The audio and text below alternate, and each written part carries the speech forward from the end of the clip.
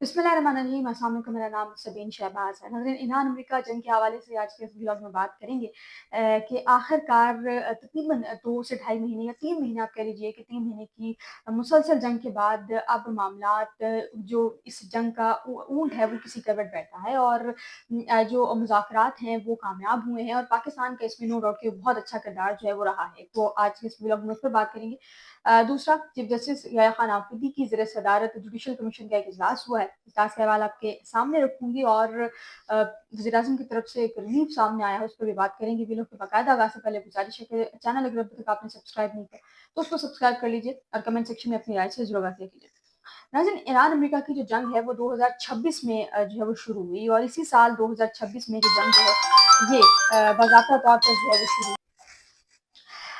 2026 में ये जंग जो है वो शुरू हुई और बेसिकली इसराइल की तरफ से ये जो मामला था ये शुरू किए गए, जंग जो है शुरू की गई और उसके बाद फिर अमेरिका ने जानबूझकर उस जंग में टांग अड़ाई और फिर जो है वो एक तरह से आप कह लीजिए कि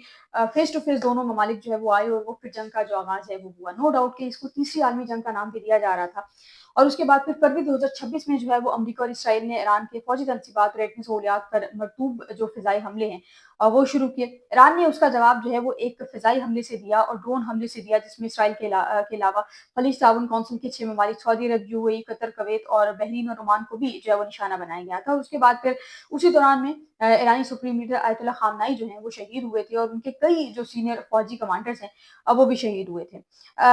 अब इस जंग से नुकसान अमेरिका का भी डेफिनेटली हुआ, ईरान का भी हुआ, बहुत बड़े पैमाने पर हुआ, लेकिन उसपे पूरी दुनिया जो है उससे मुतासिर हो रही थी। उसी में पेट्रोलियम मसनूआत की कीमतें भी एक तरफ थी। मैंने शुरू में बात की कि वज़ीर-ए-आज़म की जानिब से रिलीफ दिया गया है। इसी से मिला-जुला जो वो रिलीफ है वो है। अच्छा, फिर जो है वो ईरान ने खलीज में अमरीकी अड्डों और जो तेल की तनसीबात है उस पर भी हमले किए, जिससे हार्म्स की जो आबनाई में शिपिंग शदीद मुतासिर और तेल की कीमतें $120 फी बैरल से तजावज़ कर गई। जो बात मैंने की है कि जो पेट्रोल मसनूआत की कीमतें हैं उसमें इज़ाफ़ा हुआ था, वो बेसिकली यही चीज़ थी। फिर जंग बंदी की कोशिश शुरू हुई 12 जून 2026 को, जब पाकिस्तान ने बतौर मीडिएटर इसमें अपना किरदार अदा करना शुरू किया। सॉरी, अप्रैल में 8 अप्रैल 2026 को पाकिस्तान ने बतौर मीडिएटर इसमें अपना रोल प्ले किया और अमेरिका और ईरान के दरमियान 2 हफ्तों की आरजी जंग बंदी पर इत्तफाक हुआ, जो कि पाकिस्तान में हुआ था रेड जोन में फॉरेन ऑफिस में, जहाँ पर जेडी वेंस आए थे और वहां से जो अमरीकी वज़ीर ख़ारजा हैं वो आए थे और दीगर जो लोग हैं वो आए थे।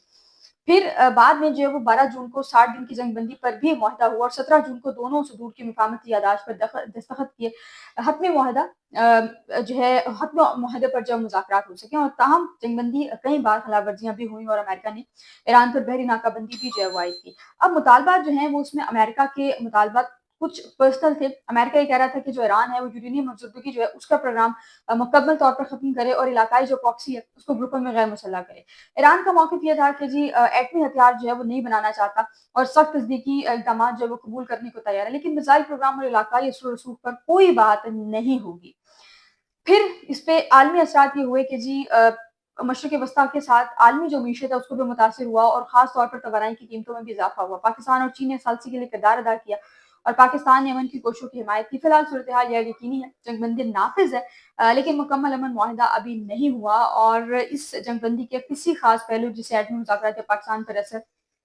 इस हवाले से अभी तक जो है वो कुछ नहीं कहा जा सकता, क्योंकि जो डोनाल्ड ट्रंप है उनकी जानिब से गाहे-बगाहे इवन दो कि जंगबंदी के ऐलानात थे, जंगबंदी की तमाम तर चीज़ें थे, उसके बावजूद ट्रंप की जानिब से ये बयानात सामने आते रहे कि अमेरिका जो है वो किसी सूरत जंगबंदी नहीं करेगा और पीस एग्रीमेंट नहीं करेगा। लेकिन उसके बाद फिर अल्टीमेटली करना अमेरिका को भी जो है वो मुज़ाकरात ही पड़े, क्योंकि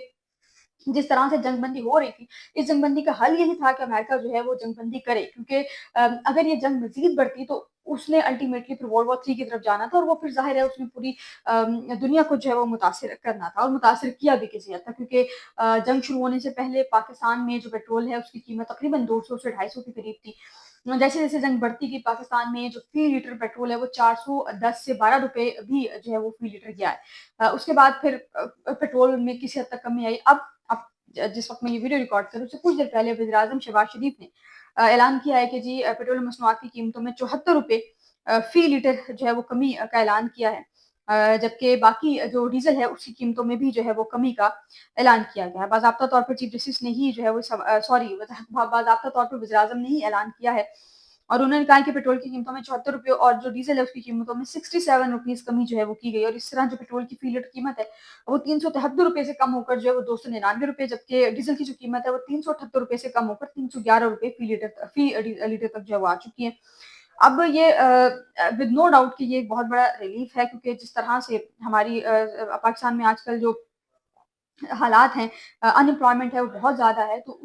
اس حساب سے اس حوالے سے یہ میرا خیال ہے کہ ایک پازیٹیو چیز ہے اور یہ ایک اچھا ریلیف ہے عوام کے لیے۔ ہوپ فلی کہ اس سے جو عوام ہے ان کو جو ہے وہ فائدہ ہی ہوگا۔ اچھا، دوسرا جو ہے وہ آج چیف جسٹس یحییٰ خان آفریدی کی زیر صدارت جوڈیشل کمیشن کا ایک اجلاس تھا، مشترکہ اجلاس تھا یہ، اور اس اجلاس میں تمام ہائی کورٹس کے ججز صاحبان اور چیف جسٹس صاحبان جو ہیں وہ شریک تھے، اور کچھ جو نہیں آ سکے وہ ویڈیو لنک کے تھرو بھی شریک ہوئے۔ اس اجلاس میں ججز تقرری اور آئینی بینچوں سے متعلق اہم فیصلے جو ہے اس کو منظوری دی گئی۔ جوڈیشل کمیشن نے ججز تقرری قواعد اور آئینی جو بینچز ہیں اس کے معیار کی منظوری دی ہے۔ ہائی کورٹ ججز کی کارکردگی جانچنے کے لیے 2026 پر فیصلہ مؤخر کیا گیا۔ اب آپ اندازہ یہ کیجئے کہ ڈوگر یعنی کہ چیف جسٹس سرفراز ڈوگر جو کہ اسلام آباد ہائی کورٹ کے جج ہیں، ان کی موجودگی میں ان کی کارکردگی جانچنے کے لیے کوئی رول یا کوئی پروٹوکول جو ہے وہ طے نہیں ہو سکا اور اس کو مؤخر کر دیا گیا ہے۔ جوڈیشل کمیشن نے رولز 2024 میں ترامیم کی جو منظوری ہے وہ دی ہے، اور آئینی بینچوں کے لیے جس کی نامزدگی کے معیار کی جو منظوری ہے وہ دے دی ہے۔ بار کونسلز کے نام رکن کی مدت میں 2 سال مقرر ہے، جبکہ بلوچستان بار کونسل کی تجویز پر نئے قواعد سازی کی ضرورت نہیں ہے۔ چیف جسٹس پاکستان یحییٰ خان آفریدی نے جوڈیشل کمیشن اجلاس کی جو ہے وہ صدارت کی ہے، اور اس صدارت کے بعد جو ہے انہوں نے کہا ہے کہ سپریم کورٹ بار جو ہے اس کو 2 سال کی توسیع جو ہے وہ دی گئی ہے۔ ویسے نارملی 1 سال کا ٹینیور ہوتا ہے، لیکن اب جو ہے وہ 2 سال کا ٹینیور ہوگا۔ ساتھ ہی ساتھ آج جو ہے وہ پشاور میں